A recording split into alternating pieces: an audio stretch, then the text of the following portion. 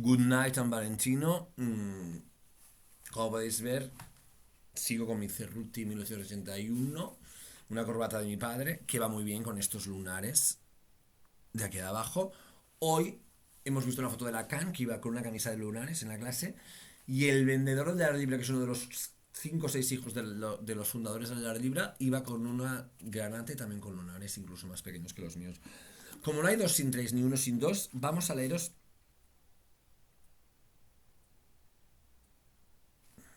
esta parte, creo que es la que me ha gustado mucho, mucho. No, pero es muy larga. Es muy larga. Vamos a leeros exactamente la única cita. Perdón. Hay dos citas. La que abre el libro de Paul B. Preciado es: ¿escucharon? Es el sonido de su mundo derrumbándose. Es el nuestro resurgiendo. Ejército Zapatista de Liberación Nacional, comunicado el 21 de diciembre de 2012. Ahora son las 22:44 del lunes 28 de noviembre de 2022. Y lo que él añade a continuación es este dibujo, Le Diable. No sé si se aprecia mucho. No, no se aprecia mucho. No sé qué pasa, que hay mucha luz. O hay poca luz. Aquí. Ahí, bien. Y entonces hay toda una cosa que... El primer capítulo se llama Dysphoria Mon Amour. Y esto... Pensad que hay ese título famoso de Alain Resnais, que es Hiroshima Mon Amour. Y yo solo quiero recitaros un libro que él cita en algunos momentos del texto, de Gunther Anders, que se llama Hiroshima es partout. Entonces yo no sé si es baladí o no. Esta continuidad de Hiroshima, Mon Amour, Dysphoria Mon Amour y Hiroshima partout. Uh, pero a ver, claro, es malo citaros eso sin deciros a santo de qué. Exacto. Esto viene porque Gunther Sanders, os lo voy a leer entero después. Lo que quiero deciros es el antecedente de este protocolo sanitario, no sé si es leal, sociosanitario, no sé qué, de Paul. Antecedentes, que es con el que abre el libro en la página 15. El paciente tuvo una meningitis meningocócica a los 18 meses de edad. Varios virus sintomáticos, varicela, sarampión, hepatitis A, infección por BEP con fatiga prolongada. No hay alergias personales o familiares ni IDA. Cirugía de mandíbula por dislocación genética a los 18 años, como consecuencia de la cual lleva una prótesis maxilar de titanio. Colecistectomía por litiasis hace 3 años. El paciente es escritor y filósofo. Profesor. Activo. Viaja mucho. Por lo que está expuesto a diferentes terrenos virales. Está soltero y es trans FM con un tratamiento de testosterona a largo plazo de 200 miligramos cada 21 a 27 días. El paciente es beneficiario de un protocolo ALD 31 en Francia por una afección fuera de la lista. Entre paréntesis, afección no incluida en la lista, pero que constituye una forma progresiva o incapacitante de una afección grave que requiere cuidados prolongados. Cierra paréntesis, por disforia de género. Criterios de diagnóstico y plan previsto. 2 puntos. Disforia de género desde la adolescencia. Ha vivido como hombre durante varios años. Enfoque estructurado. Evaluación y gestión multiprofesional. Endocrinólogo, psiquiatra, dermatólogo, ginecólogo, cirujano, IDE, que quiere decir enfermero diplomado de Estado, MKDE, masajista y fisioterapeuta, y ortofonista. Cuidados, 2 puntos. Terapia hormonal sustitutiva de por vida, testosterona. Seguimiento ginecológico, seguimiento psicológico y posible tratamiento. Protocolo válido hasta el 29 de noviembre del 2024. En mañana, 2 años más. ¿Vale? Y ahora vamos ya simplemente, porque me gusta mucho, dentro de la parte final, que es... os la leería toda. Y creo que la voy a leer toda. Carta a les nueves activistes. Posfacio. Amigues míes, estoy lleno de alegría, no porque las cosas vayan bien, como podéis imaginaros. No hay un solo espacio social en el que los signos del avance de las tecnologías de la muerte no puedan sentirse ya como amenaza inminente a todo lo vivido. Hemos destruido más el ecosistema en los últimos 2 siglos que en 2 millones de años. Durante toda la historia del Holoceno. Lo que hasta ahora hemos llamado neoliberalismo debe ser redefinido como necrohumanismo, la especialización de las tecnologías de gobierno capitalistas petrosexo-raciales en transformar la vida, toda la vida, en capital muerto, trabajo reproductivo y placer muerto. Hemos hecho de la biosfera y de todo lo que en ella habita una fuente de energía que buscamos extraer y acumular. Hemos arrancado de la tierra cada uno de sus órganos y extraído cada uno de sus fluidos. Racialización y sexualización jerárquica de la especie humana, explotación minera, tala de bosques, destrucción del ecosistema marino, industrialización de la reproducción animal y humana, desarrollo de las industrias de la guerra. Y por si esto fuera poco, nos gusta ir así. Somos adictos al consumo de capital muerto y extraemos placer de este proceso de fabricación de la muerte.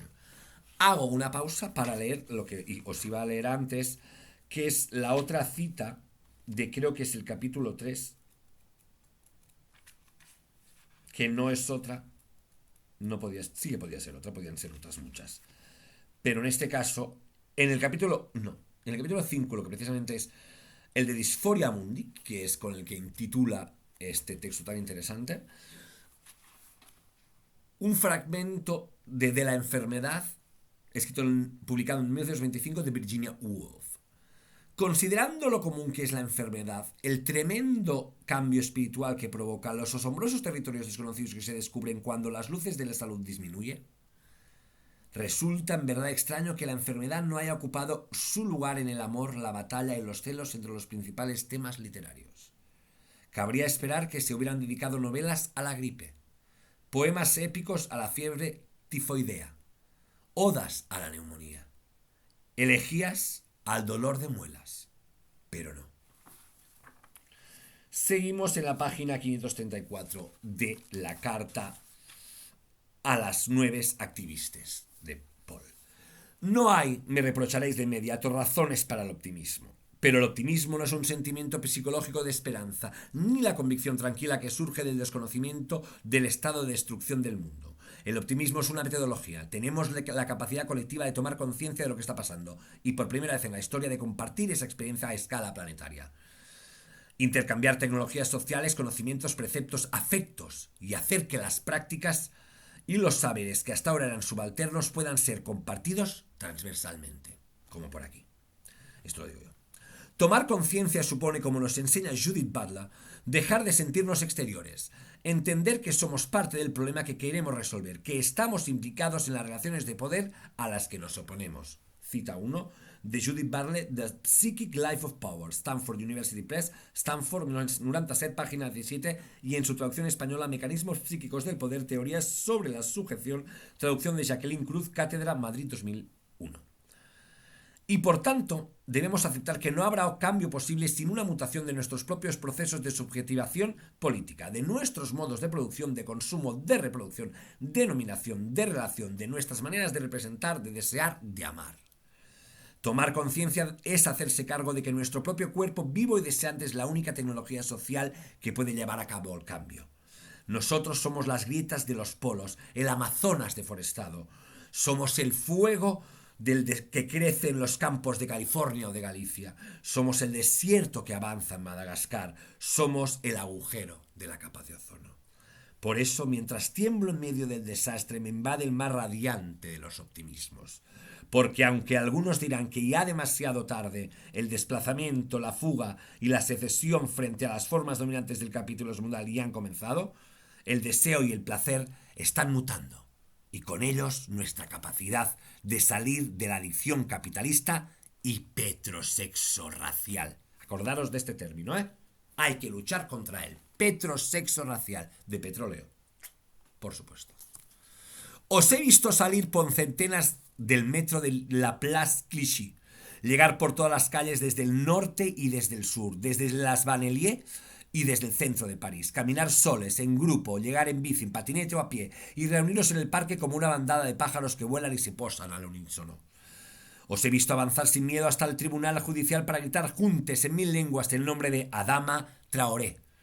Os he oído gritar del otro lado del Atlántico los nombres de George Floyd, Jamal Sutherland, Patrick Warren, Kevin Desir, Eric Meija, Randy Miller. Os he visto escribir sobre los muros los nombres de Patsy Andrea Delgado, Alexa Luciano Ruiz, Serena Angelique Velázquez, Laila Peláez, Jan Piméndez Arocho, Penélope Díaz Ramírez, Michelle Michelin Ramos Vargas, Selena Reyes Hernández Valera, Ebben Mayor.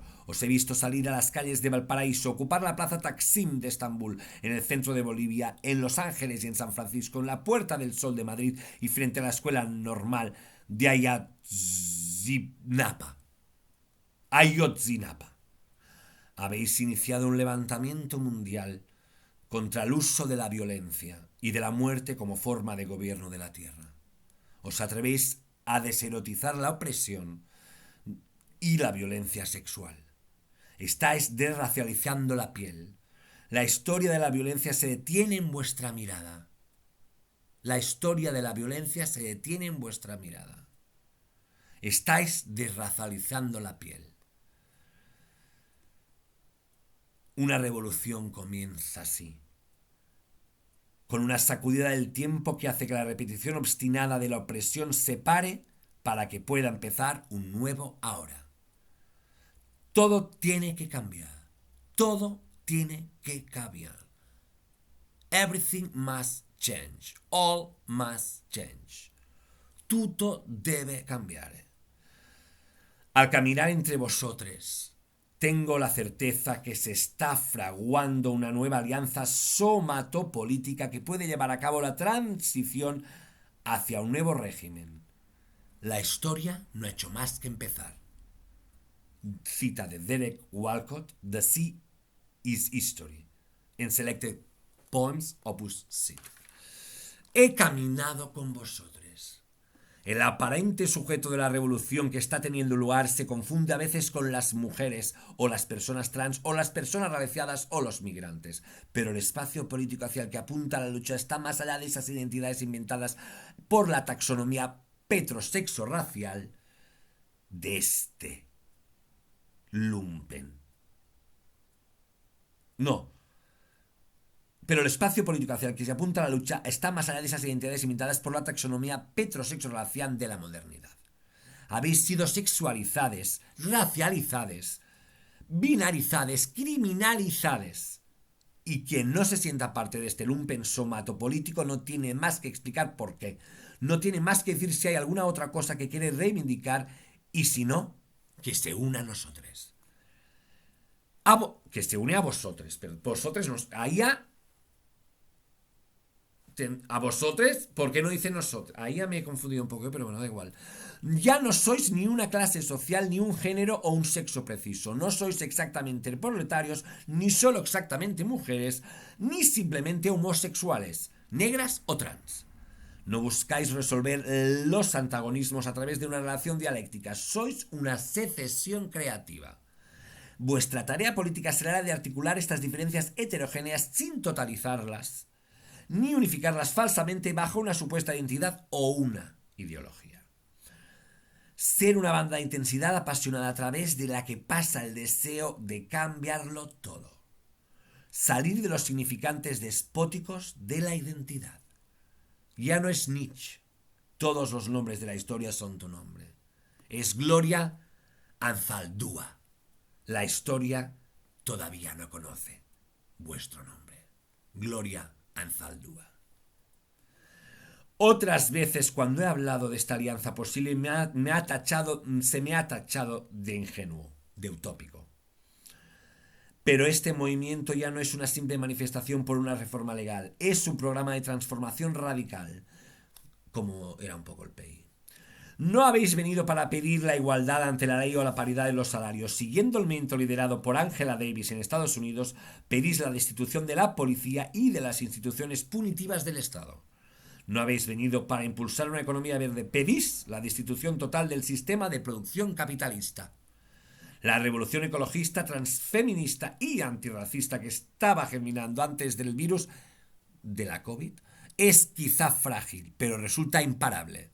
Estáis aquí, rodeándome. Por eso ya no tengo miedo de lo que pueda ocurrir. Sois jóvenes, casi niñes, y os atrevéis a mirar a la cara a los policías que os rodean. ¿Acaso se avergüenzan los maderos de estar vestidos para la guerra frente a vosotros, una multitud de chiquilles desarmades, casi desnudes? Me refiero a vosotros en género no binario no porque entre vosotros no haya cuerpos a los que se les haya asignado género masculino y femenino o que no se identifiquen como no binarios. Lo hago para restituiros la no binariedad que os merecéis, la que os es debida y os ha sido robada. Y para subrayar que es el cuerpo vivo en rebelión contra la epistemología petrosexo-racial el que se alza ahora contra el pasado. Durante años me he dirigido a vosotros primero como lesbiana, luego como trans, como cuerpo de género no binario, como migrante, como extranjero. Ahora quiero hablaros como ser vivo, no como organismo objeto del discurso biológico médico, ni como fuerza de reproducción o de producción, sino como potencia deseante, como un cuerpo sensible que excede a las taxonomías binarias de la modernidad. Y os interpelo como todo lo que sois, situados en la densa red de poderes económicos, raciales, sexuales, corporales, con vuestra propia historia de opresión y de supervivencia.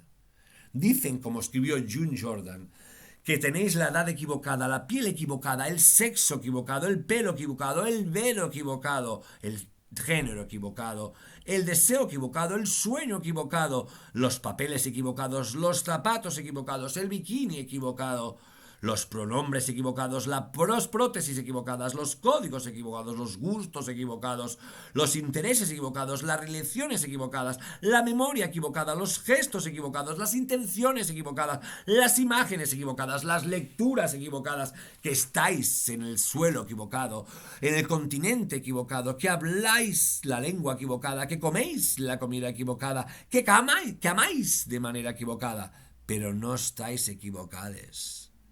Vuestro nombre no está equivocado, equivocade, equivocada. June Jordan, poem about my rights, directed by Desire, the collected poems of June Jordan, Copper Canyon Press, Port Townsend, 2005. Os he visto. Y ahora sé que sois más radicales y más listes, más belles y más híbrides de lo que nunca fuimos nosotros y nosotras y nosotres antes, o incluso de lo que nunca imaginamos que podríamos ser. Digo belles, pero no se trata de los estándares de belleza heteronormativos y coloniales del fascismo ario con los que nosotros crecimos. El cuerpo blanco, delgado, de pelo rubio, los ojos claros, simétrico, sonriente, válido. No. Vuestra belleza la estáis inventando al reivindicar otras vidas y otros cuerpos, otros deseos y otras palabras. Es la belleza del cuerpo gordo, de la silla de ruedas, del pelo afro, del cuerpo enfermo, del músculo femenino y las curvas masculinas, de la voz ronca o dulce, pero sobre todo la belleza de la inteligencia, de la memoria, del cuidado y de la ternura que tenéis les unes por lesotres. Me sorprende que seáis capaces de tanta ternura en medio de esta guerra. Si esa afección es posible, entonces quizá sea posible hacer esta revolución. Los ideales políticos patriarcoloniales nos llevarían a imaginar la figura del revolucionario como un cuerpo atlético, un cuerpo viril, vigoroso y autoritario que lucha con determinación, pero vuestra revolución ha empezado en las camas. Vuestra revolución ha empezado en las camas. ¿Vous me comprenez? En los hospitales y en los cementerios, en las discotecas y en los suburbios, en los bosques quemados y en las cuencas de los ríos contaminados, en las pateras y en los campos de refugiados. La artista coreano-americana enferma crónica Joanna Hedba, Sick Woman Theory 2017, y el activista transtulido francés Zig Blanquet nos han enseñado a desconfiar de esa idealización del cuerpo del militante moderno como parte de una ideología capacitista que rehuye la finitud y excluye la diferencia corporal. No será con el cuerpo heroico de la modernidad, sino con el cuerpo herido por la violencia petrosexo-racial y la destrucción ecológica como tendremos que hacer la próxima revolución a venir. Que ya está aquí. Todo esto último dicho. Os he visto y no puedo sino saludar vuestro coraje, la precisión de vuestras palabras, vuestra generosidad, la inteligencia con la que os habéis distanciado del ideal de éxito neoliberal para uniros ahora a la red de los monstruos y del micelio o la cooperación fúngica, vegetal, animal y mineral. No sois víctimas, sois supervivientes. Habéis sobrevivido al abuso, a la violación, al deseo que tienen los padres coloniales de acabar con les hijes. Pero lo más importante es que por primera vez habéis encontrado palabras para nombrar ese dolor, y con esas palabras, con vuestro dolor no bruto, sino transformado, con vuestro dolor no nombrado con sus categorías patologizantes, sino con vuestras propias palabras, habéis descubierto también una nueva fuerza, un nuevo deseo, que ya no se puede reducir ni a las profecías patriarcales de Freud, ni a la lucha de clase del comunismo de partido. Y al miraros, deseo alejarme de la generación que ha sido la mía para unirme a la vuestra. Quiero acercarme a vosotros y dejar el mundo que conocí, porque si estamos como estamos es por nuestros errores. Hablo de mi generación y de la de mis progenitores. Fuimos nosotros y vuestros padres los que preferimos olvidar que nuestro libre mercado reposaba sobre la esclavitud y la opresión, que nuestras democracias se asentaban sobre los crímenes de la colonización y del genocidio. Que conste que yo, René Ramón Ruach Prat, esto lo tenía claro ya de adolescente. Preferimos olvidar que habíamos vencido al nazismo lanzando 2 bombas atómicas, que nuestra riqueza se construía a base de explotación, expolio y destrucción. Preferimos banalizar la tortura e institucionalizar la violencia, afirmar la diferencia entre lo nacional y lo extranjero, con tal de asentar nuestros privilegios económicos y raciales. Aceptamos que la familia monógama era la mejor, y casi la única, institución afectiva y de filiación normal, y luchamos por acceder a ella. Creímos que nuestra libertad vendría al acceder como consumidores al mercado, como ciudadanos a la nación y como esposos y padres a la familia. Telita, ¿verdad? Incluso la izquierda dijo que primero había que hacer la revolución de clase, que las luchas sexuales y raciales vendrían después. Pero lo que vino después, deprisita y corriendo, no fue la revolución de clase, sino la privatización de todo, y con ella el neoliberalismo. Fue la izquierda la que consideró que las luchas feministas, homosexuales y trans no eran suficientemente viriles y patrióticas, la que prefirió calificar la cuestión racial como peligro comunitarista. Fue mi generación la que prefirió pasar los días y las noches luchando por el derecho al matrimonio gay en lugar de por la adquisición de un derecho de ciudadanía igual y justo para todos los cuerpos vivos del planeta, fueran de donde fueran y vinieran de donde vinieran. Esto es así de cierto. En eso vosotros no habéis participado. Habéis llegado ya a un mundo que había tomado decisiones normalizadoras, racistas y destructoras, que había firmado un contrato con el diablo financiero. Nuestra adicción primero al consumo y a la comunicación, que no es sino otra forma de consumo, esta vez semiótico, nuestro deseo de ser representados y aceptados por la mayoría, os lo hemos inculcado desde la cuna. Os hemos dado a mamar petróleo. Os hemos alimentado con plástico y con el flujo constante de Internet. Os hemos metido en vena la heroína electrónica. Y ahora os toca emprender a vosotros la única tarea posible si queréis sobrevivir. Desintoxicaros de todo esto. Cambiar el de cuerpo y de régimen cognitivo. Desear de otro modo. Romper el código. Amar lo que vosotros os enseñamos. Amar lo que nosotros os enseñamos a odiar.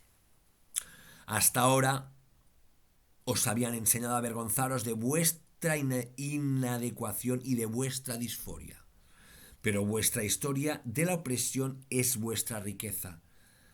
Debéis estudiarla y conocerla, hacer de ella un archivo colectivo para el cambio y la supervivencia. Vuestra disforia es vuestra resistencia a la norma. En ella reside la potencia de transformar el presente. Solo el saber que surge de ese trauma y de esa violencia, de esa vergüenza y de ese dolor, de esa inadecuación y de esa normalidad, puede salvaros y salvarnos. Vuestra herencia revolucionaria no viene de vuestros padres genéticos, sino de una transmisión subterránea y lateral de afectos y de saberes, un contrabando cultural y bastardo que desafía los clanes, los genes, las fronteras y los nombres.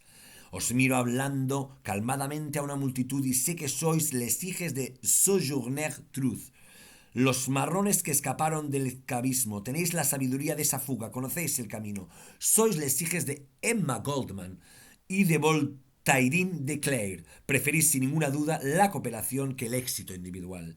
Sois les hijes que habrían tenido Malcolm X y Martin Luther King si hubieran podido amarse carnalmente. Habéis hecho posible la convergencia de la desobediencia civil y de la afirmación del orgullo de la cultura negra. Sois les hijes que Fanon hubiera tenido con Foucault si el profesor francés no hubiera estado en el armario y no hubiera exotizado los cuerpos racializados, y si el militante argelino no hubiera sido tan machito y tan homófobo. Quizá por eso vosotros vais mucho más lejos de lo que ellos pudieron nunca ir. Inventáis otro movimiento y otro mundo. Sois las supercuerdas. Sois les hijes de James Baldwin, Jimmy Baldwin, Jean Genet y Binyavanga Wainaina.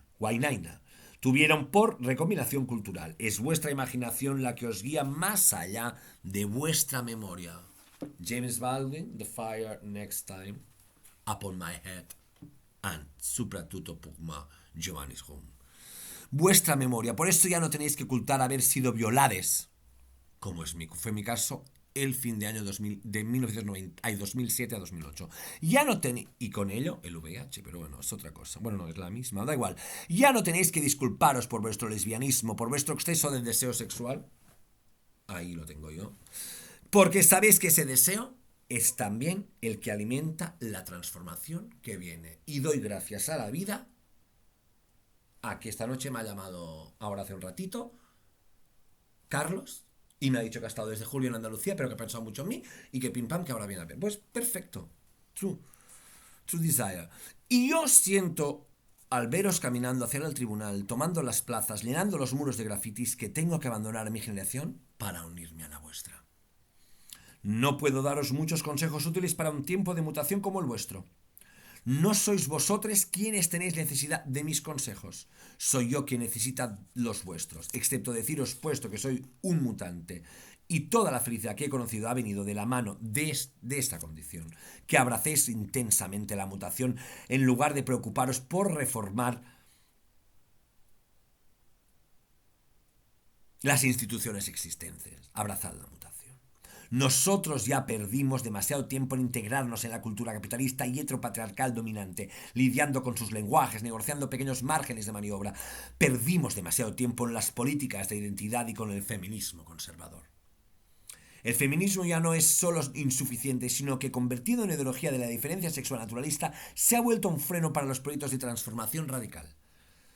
La feminista chicana Sheila Sandoval tenía razón al recordar que si la heterosexualidad eurocéntrica era dominante en la sociedad patriarcal, estaba determinada también a serlo en las luchas feministas.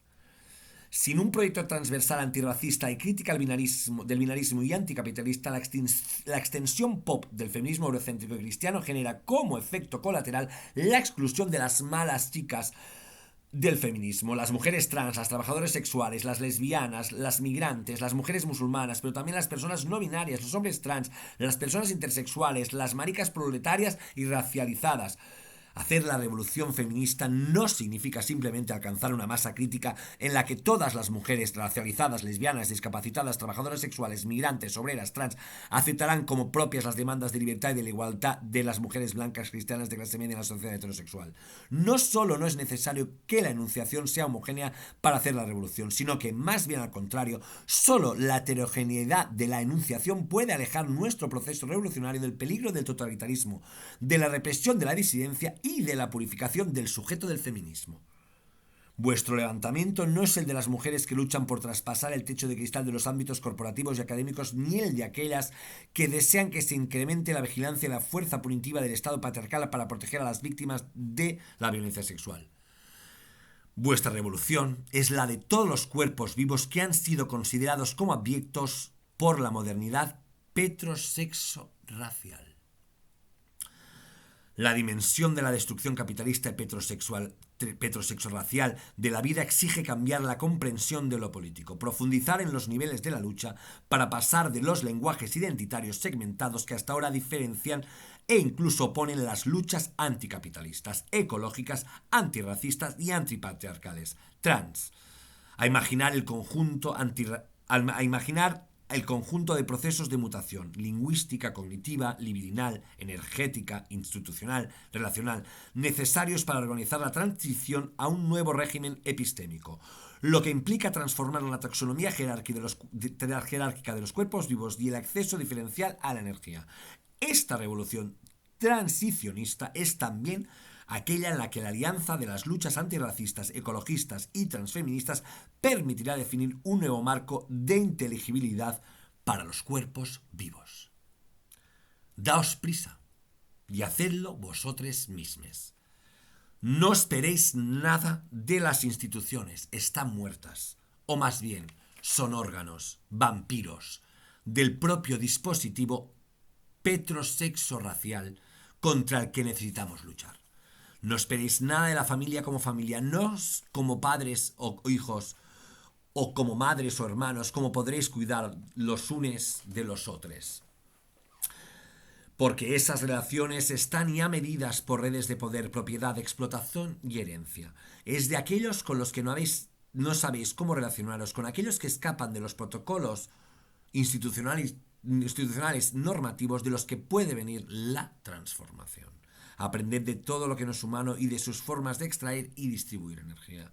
No quiere esto decir que tengáis que abandonar a vuestros padres y hermanos, sino que debéis establecer con ellos la misma relación que establecéis con los árboles, los hongos, los pájaros, las abejas. Y a las abejas y los árboles, como si fueran vuestros padres y hermanos. Tratad.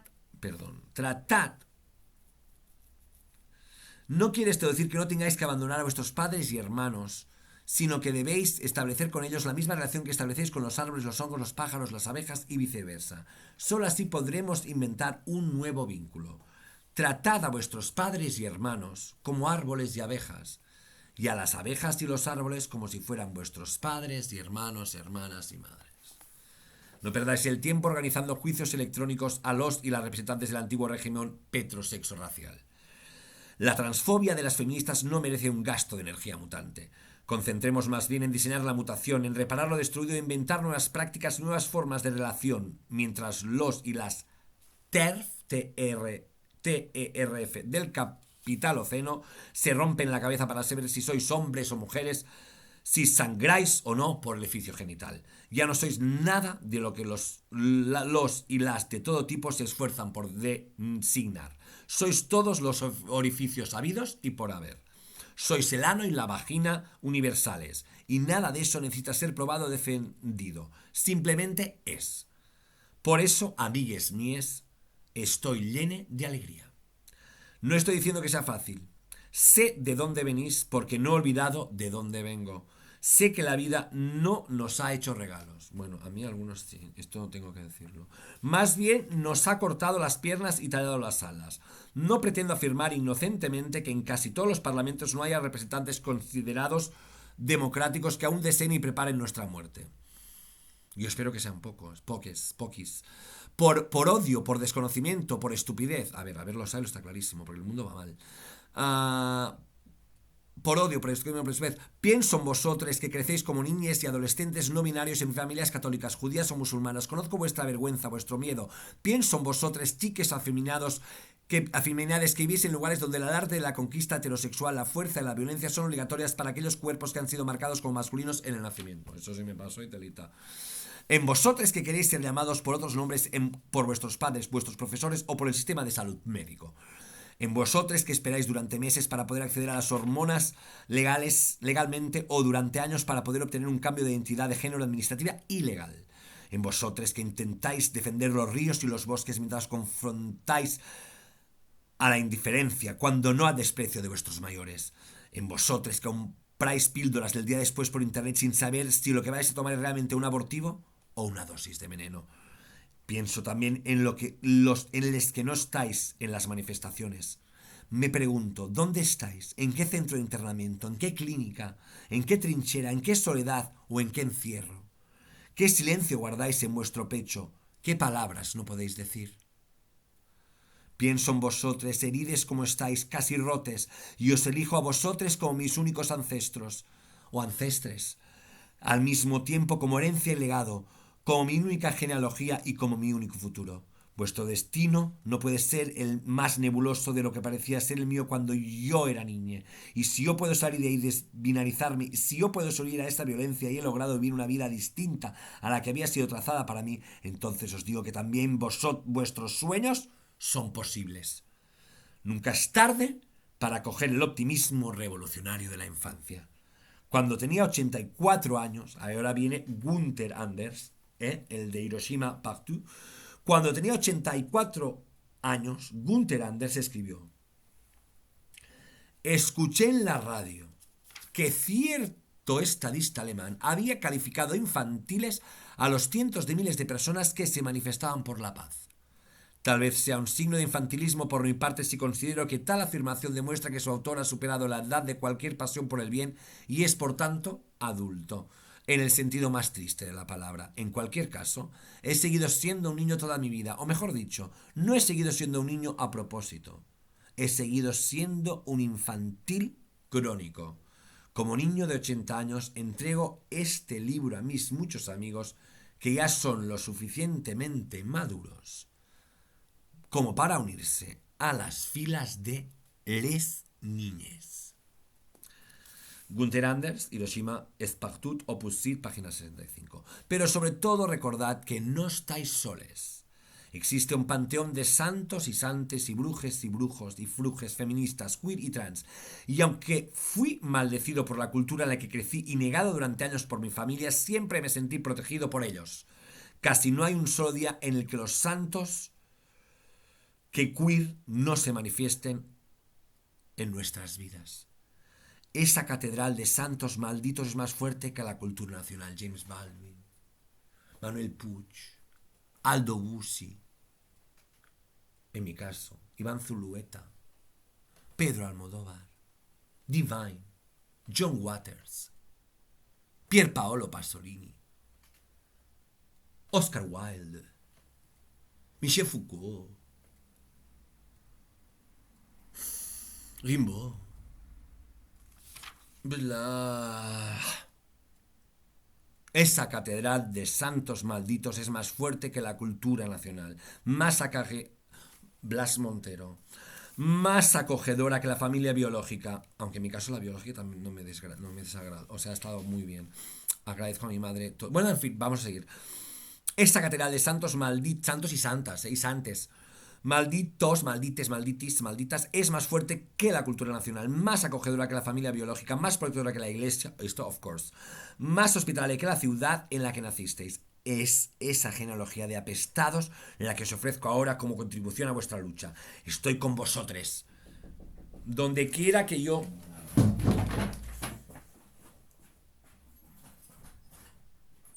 Hola, guapo, pasa, pasa. Cierra, es que estoy filmando una cosa, ahora vengo. Vente para ahí, vente para ahí. Nada, que es lo que estoy haciendo. Vente a la cocina. Donde quiera que yo esté, podéis venir. Os tenderé la mano y os abrazaré. Si queréis algo de lo que yo he aprendido de las tradiciones de resistencia política y de la cultural, de los disidentes os lo daré. Esa tradición también es la vuestra y esa cultura también os pertenece. La he preservado para vosotros. Si tenéis hambre os alimentaré. Si habéis perdido la esperanza os leeré a Leslie Feinberg. Si necesitáis coraje escucharemos las canciones de Lydia Lange, que conste que yo en el Barmel de Manresa la escuché una vez. Si buscáis alegría os llevaré a ver a Annie Sprinkle o Beth Stephens. Os daré todo lo que soy porque lo he construido para vosotros. Mi cuerpo, mi corazón, mi amistad. Mis órganos vivos y prostéticos, si los necesitáis, son vuestros. Podéis venir con vuestras heridas y vuestros recuerdos, también con vuestra amnesia o con vuestra dificultad para hablar. Os voy a coger igual. No tengo que hacer esfuerzo alguno. Me gusta la disforia y su exaltación contra la norma porque es lo que conozco desde la infancia. La disforia es mala, es nuestra miseria, es exigente, es dolorosa, nos destruye, nos transforma, pero también es nuestra verdad.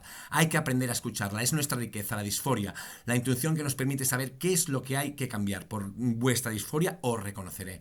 Nunca me molestaréis. No tengo nada más que hacer, así que puedo a partir de ahora mismo seguiros a donde queráis ir. Podéis arrastrarme con vosotros en el torbellino. Si venís a buscarme, os reconoceré. Paul B. Preciado, Disforia Mundi. René Ruaix Prat, per tots vos. Ci vediamo dopo. Je vous aime.